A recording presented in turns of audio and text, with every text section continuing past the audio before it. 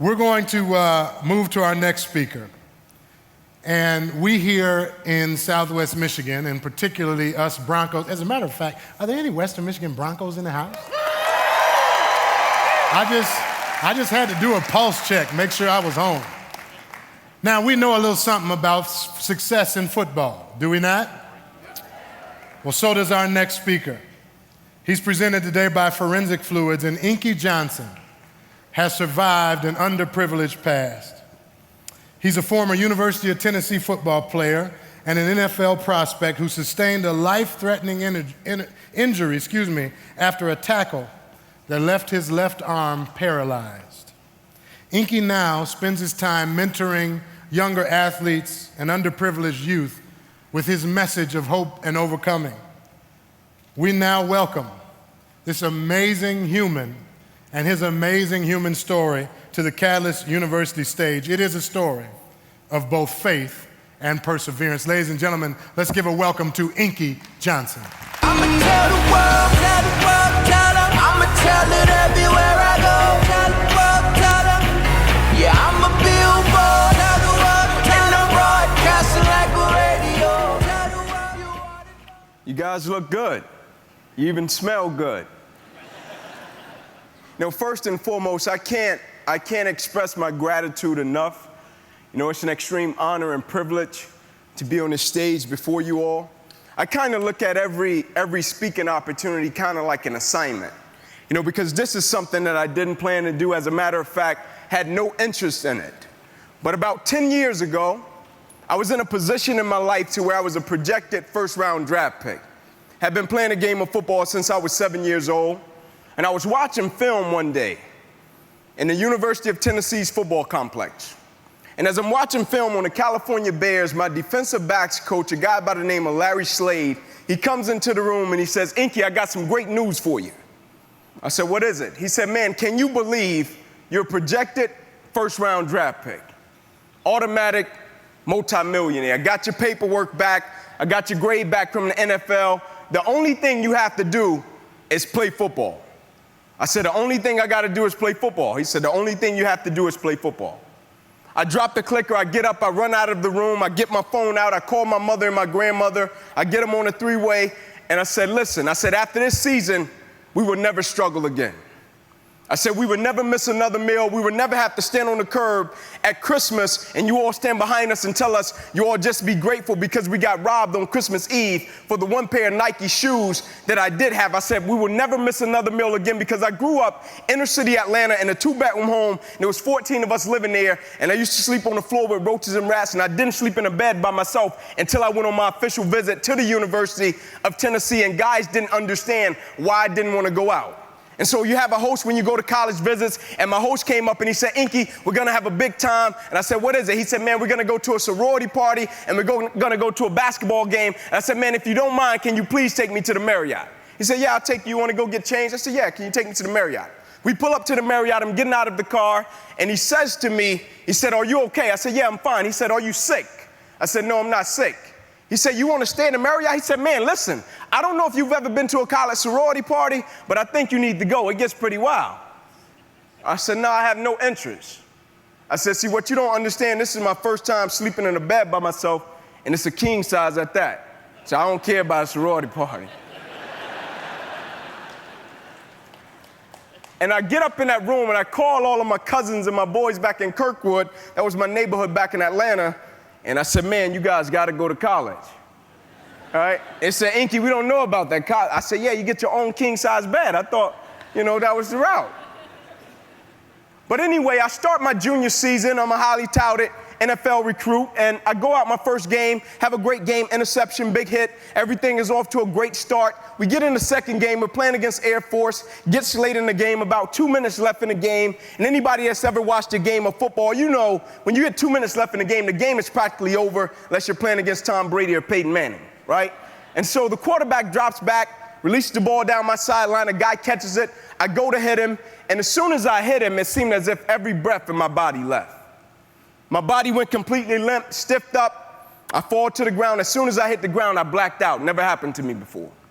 My eyes open. My teammates run over to me. They said, "Ink, get up. Let's rock. Let's go, man." I said, "I can't." They said, "What do you mean you can't?" You always get up, we need you. I said, I know, man, but I can't move. They said, what do you mean you can't move? I said, there's a shock going from my neck to my toes. I can't feel anything. The shock eventually left. It stayed in my right arm and hand, and the doctor came out and they put me on the spine board, and as they were wheeling me off the field, we get to the ambulance, and my father is standing beside the ambulance, and I'm the type of person, I believe there's some good in every situation that we face. I believe if you train your mind to see the good in the situations that you don't like, that brings you discomfort, that brings you a certain level of opposition, I believe if you train your mind to see the good in it, it's easy to extract it. And so I say to my father as I'm lying on the spine board, I said, Pops, I got him, right? And he looked back at me, he said, yeah, you laid a nice lick on him, but I think you got the worst part of this one.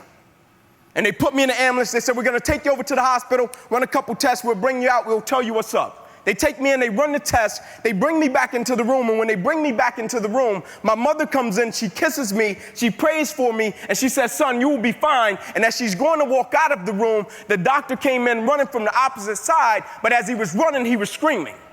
And he was running, he was screaming, he was saying, guys, get in here. We got to rush this kid back to emergency surgery. He's about to die. I said, die? I said, my mom just said, okay, you said die. There's no in between. He said, yeah, I hate to tell you, but you ruptured a subclavian artery in your chest. You're bleeding internally. We got to rush you back, take the main vein out of your left leg, plug it into your chest in order to save your life. And the next morning when I woke up, my perspective had completely changed. I didn't think about if I was going to play Alabama the third Saturday in October. I didn't think about if I was going to play Florida the next week. Instead, with the situation, it was a heavy level of conviction attached to it. Even though people were coming in to check and see how I was doing, I was thinking about my legacy and I was thinking about my life in a manner of such, when people speak about you one day, well, the only thing they say about you is, man, that guy was an amazing athlete. Like one day when I'm blessed to have a family, and now I do, me and my wife, we got a 5-year-old son, a 6-year-old daughter. I met my wife when we were 7 years old. She told me she was going to marry me in the 8th grade. I thought she was crazy, but that proved to be prophetic. We're married today. But I thought about my life, and I said, is this the only thing that people would talk about you? Football? Like, well, the only thing they say is, man, that guy, I remember he was 165 pounds. He bench pressed 325 pounds. I remember when he ran a 4.38 in a 40-yard dash. Or will my life have something of substance and value attached to it? Will I just be this efficient but not effective individual? I did things right, but I never did the right thing. Like, will my life have something of substance and value that when people can see me and they can point to me, it makes them want to raise the standard and excellence in everything that they do and everything they're connected to and everything that they're part of? Or will people just say, man, this guy was a great jock, he was a great athlete? And when I got out of that hospital, I thought I was driven when I played sports. I thought I was dedicated and committed when I played sports. But there's a quote that says, when do a person start to really live? When a person has faced death. And I came in contact with death, but I beat it and I conquered it and I survived. And I felt as if somebody pulled the shades up on my life and they said, now you see life for what it's really worth. My perspective had totally changed.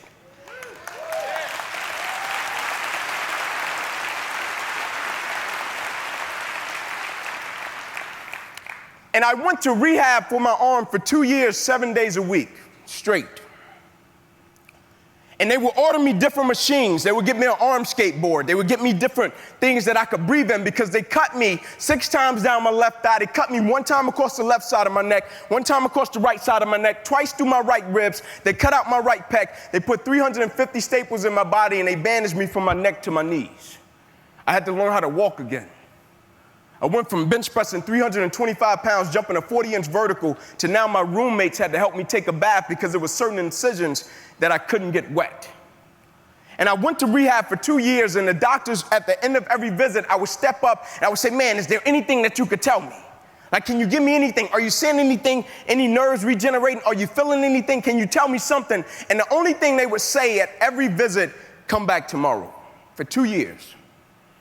And so one of my last visits, I got up off the table. I'm a pretty positive guy, I speak life. You know, I believe in looking at situations with the right perspective. And I jumped up off the table and I said to the doctor, I said, man, are you seeing anything? Can you give me any good news? And he said to me as he dropped his head, he said, Inky, you probably will never be able to use that arm or hand again for the rest of your life. And I responded to him and I said, physically. And he said, physically, that's interesting. I said, yeah, physically. I said, physically, you know, I can't punch anybody with my right. I got a mean left, right? I got a mean left hook. I can't do a lot of things that I want to do with my right. I can't. You know what's one of the coolest things that I thought was as a kid, right? It wasn't anything with athletics, and I was a four-sport athlete. But one of the coolest things that I thought about my whole life, right? When I was a kid and I grew up in this community, I saw everything by the time I was a senior in high school. I saw murder. I saw people get robbed. Saw people get stabbed. I saw drugs being sold. I saw people use drugs. That's why I never touched any of it. But when I was a kid, there was a swimming pool on the other side of the tracks in my neighborhood, right? Other side of the tracks, swimming pool.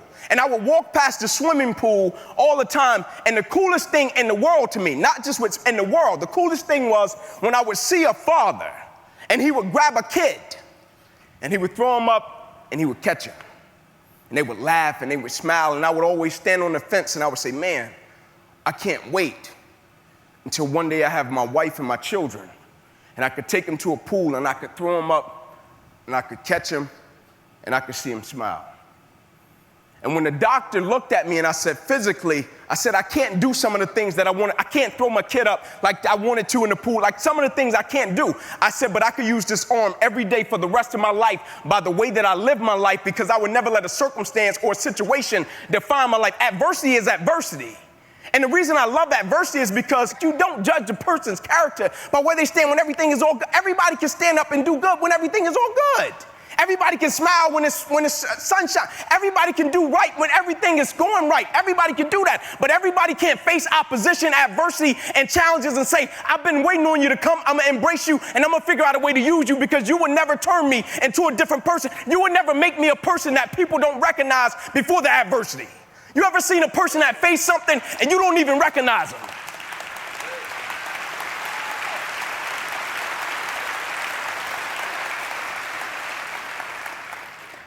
Like the thing I've learned about life, like everybody is in different businesses, you know, per se, but at the end of the day, we're all in the people's business.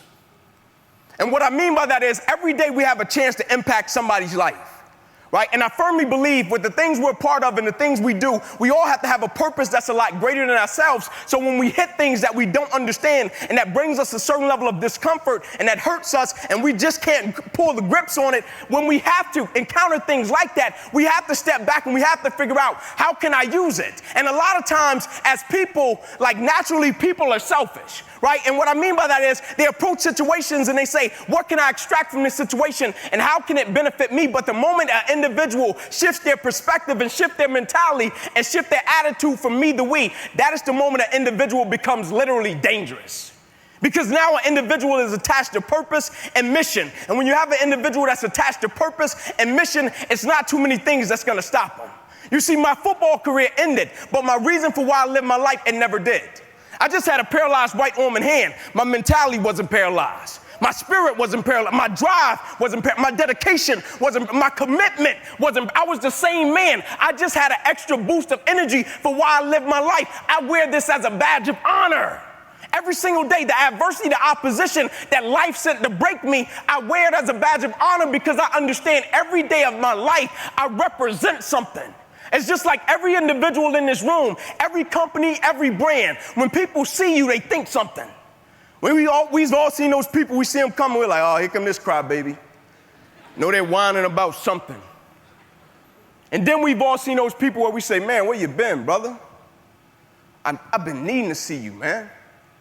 How can we be those type of people in our companies and our families and the things that we're connected to? How can we be those people that's a breath of fresh air, man? How can we be those people that live life with passion and compassion? How can we be those people when we ask people questions, we don't just listen with the intent to reply, but we actually listen with the intent to understand? How can we be those people that understand everybody that comes across our path, they come across our path for a reason. And so when we approach them, we listen, and we share a little bit of love, and we want to leave them a little bit different. Like, I'll never forget, I talked to the guy that I encountered the hit with that left my arm like this, and that changed my life. I'll never forget I talked to him. He called me, and he played for the University of Air Force, obviously, and he just so happened to be from Atlanta. And he calls me, and I pick up the phone. It was about a year and a half after my incident happened. I pick up the phone, this guy is crying his eyes out. And he says to me as he's crying, I'm sorry. I'm sorry. He said, I didn't have a shot at the NFL. He said, you did. He said, I feel as if I messed your life up. And I said to him, thank you. He stopped crying. He said, what do you mean, thank you? I said, I'm saying thank you because if this incident didn't happen, who's to say that I would be the man that I now am? Who's to say that I would be the father that I now? Who's to say that I would have the perspective that I have? Not that my perspective was bad before. Adversity, it's all about perspective. It's never about what we go through. It's how we view what we go through. And when I told him thank you, the reason he didn't understand it, it's not so much about a story, right? We all have stories. Like the ESPN producer told me, he came down to see me in Atlanta and they shot my little special and he told me, I'm not coming just for the story. Everybody has a story. He said, I'm coming because I can't understand your perspective and I can't understand how you can be thankful for something that brings a lot of people pain and they just can't understand. I can't understand how you're thankful for something that a lot of people can't even process and they will use it as an excuse. And I said, you probably can't understand it because you don't live life the way that I live it. Every single day I wake up, the only thing I need is a breath of fresh air. That's it. I don't need a reward. I don't need a product. The only thing I need is breath in my body. And every single day I'm going to wake up and I'm going to live life for the right reason. And I'm going to live life in the right way. And I'm going to live life with passion, with love and compassion. Because when I almost lost my life, that shade went up and it made me realize what life was really about. And at the end of the day, I think we all know it's not about anything superficial or materialistic. We've all experienced that. We've all got that new car, and then 3 days later, it's just a new car. And then we've all done something for a family at Christmas, and why did it feel better when we did something for a family at Christmas than when we did something for ourselves? Because life is attached to growth, and life is attached to service, and what that service is serving something that serves a lot greater purpose than just ourselves. And I'm reminded of a story about two gentlemen, very wealthy, ran companies, very wealthy. They ended up getting terminally ill. They put them in this facility. The guys were in this facility. They would come out every single day in the common area. They would have fun. They would do their thing. And they would put them in a room. They would eat. They would drink. And so one of the guys, he asked the nurse, he said, hey, nurse, can you put me in a room with that guy? I really like him, man. We're having a great time. We're hitting it off. She said, sure. She put him in the same room. So she would bring him something, water, something to drink, some food. Every single day they would eat. They would drink. And so one of the guys, he had a bed and it was by the window. And so every single day, his buddy on the opposite side would say, man, can you tell me what you see out that window when you get the strength to lift yourself up? And he said, yeah, cool. So every single day they would eat, they would drink, and he would lift himself up and he would look out of the window and he would say, man, I see a beautiful skyline. Say, man, I see beautiful flowers, beautiful kids running, playing, beautiful couples walking, holding hands. And this guy on the opposite side would say, man, thank you so much. That really helped me. You know, we're about to die. Really helped me. One day, nurse came in the room. Guy with the bed by the window had died. She started prepping him. She's taking him out of the room. And as she's rolling him out, the guy on the opposite side said, hey, nurse. He said, what is it? He said, can you do me a favor? He said, yeah, what is it? He said, whenever you put that guy wherever you got to put him, can you come back and can you please roll my bed by the window? I want the opportunity to lift up, look out of that window and see what he used to tell me about that really helped me in my situation. She said, sure. Next day she came in, brought him some water, brought him some food. He ate, he drank his water. He lifted himself up. He looked out of the window and the only thing he saw was a brick wall. He started yelling, screaming, nurse, nurse, get in here. Nurse came running. She said, what is it? He said, why is there a brick wall there? He said, you know, my buddy used to tell me about this beautiful skyline, beautiful flowers, you know, beautiful couples walking, holding hands, beautiful kids playing. He said, can we please get that wall removed? He wanted the whole wall removed. The nurse responded and she said, you didn't know? He said, no what? She said, you really didn't know? He said, no what? She said, he was blind. She said, he couldn't have seen that even if he wanted to. She said, you didn't know. Every day he did that because he knew it brought you joy. Every day he did that because he knew it brought you peace. Every day he did that because he knew it helped you with your situation. Every day he was about to die himself, but here you had a blind guy that lifted himself up, looked out of a window, and painted a picture that he couldn't even see simply because he knew it served as a blessing to his counterparts. And so as I leave you today, I have to pose the question, why do you really do what you do and where is it taking you? Like, what's the GPS that's on the end of our decisions and our choices? Like, where is it really taking us? Because at the end of the day in life, it's only two things that matter. And it's not about the biggest car, it's not about the biggest house, it's not about the bank account, it's only two things that matter. It's about who we become in life, and it's about what we give back to life. And I don't know about you, but every single day I'm blessed to be above ground. I'm gonna make my time count, and I'm gonna give something valuable back to life. Please don't be the people in this world that become a public success, but they're private failures. That's my time. God bless you. Thank you. Tell the world, tell 'em, I'ma tell it